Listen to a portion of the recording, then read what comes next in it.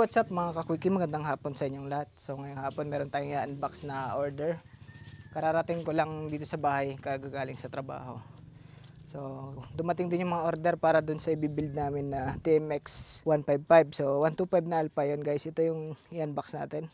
So ito yung crankshaft natin, ito yung block pang 155, tapos yun yung overhauling gasket.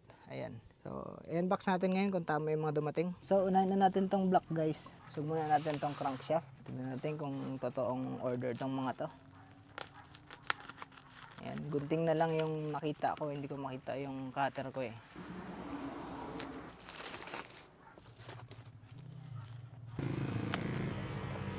So guys, ito na yung Honda 155 na block set. So sabi genuine pero hindi natin sigurado. Pero pwede na rin yan. Bungad na agad tong base gasket tsaka cylinder head gasket natin. So, malangis-langis pa siya. Ito yung bore. Ito yung block natin. Ayan, piston pin. Tapos ito yung piston ring. Piston rings. Ayan, standard siya pang 155. So ilang ano ba to? 58.5. Ito naman yung piston na sa loob na. Tsaka itong piston lock natin. Itong lock para dun sa piston pin. Ito guys, oh, ito na yung block natin. Tsaka ito yung piston. So mahaba siya. Pagkakalam ko magtatabas tayo dun sa ilalim ng crankshaft. So ito yung intake, ito yung exhaust. Ayan. Fit na fit naman siya. Ayan, oh. So maganda yung clearance niya. So naman natin buksan yung crankshaft. Tignan natin kung kompleto. Hindi lang crankshaft laman nito eh. So ang gamit natin crankshaft guys is pang Skygo 175R. So 175R yung gagamitin natin ah. Kasi huwag tayong gagamit ng 175 ng Rusi kasi masyadong mahaba yung stroke nun. So tatama siya. Lalabas yung piston sa block. Ayan. It's a genuine from Skygo. Talagang sip na sip yung balot ah. So ayun, nasa gilid yung mga kasama niya. Tabi muna natin. Ito na guys yung pang 175 na Skygo crankshaft. Tignan natin kung tama yung dumating. Ayun.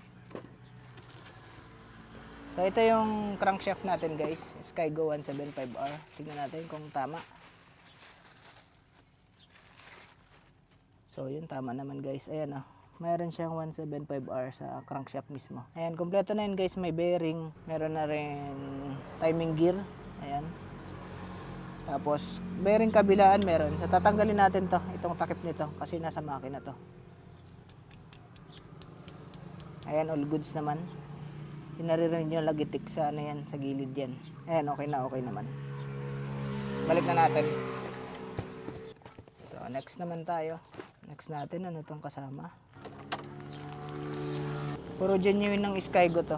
So ito yung cam follower set natin guys. Ito yung pin, ito yung cam follower.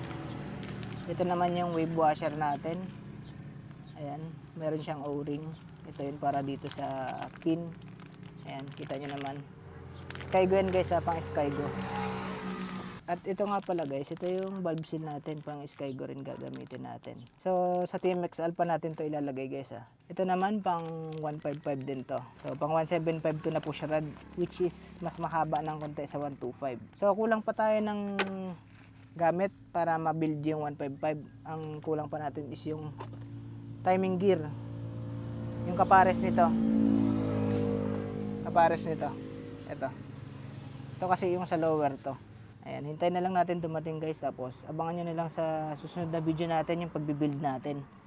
Kung gagana ba yung pagka 155, kung malakas. So guys, nakalimutan ko pala. Meron pa pala tayo dito. So ito yung overhauling gasket. So para makita nyo na rin guys kung ano mga kailangan natin. Ito yung overhauling gasket ng pang TMX Alpha. So ito yun guys. Makoto brand na overhauling gasket. Ayan, pang TMX 125 Alpha. Ang kailangan kasi natin dito is itong center, tapos yung sa clutch side, tsaka magneto side. So yun lang guys. Yun lang muna yung video natin. Let's go! Ride safe sa lahat.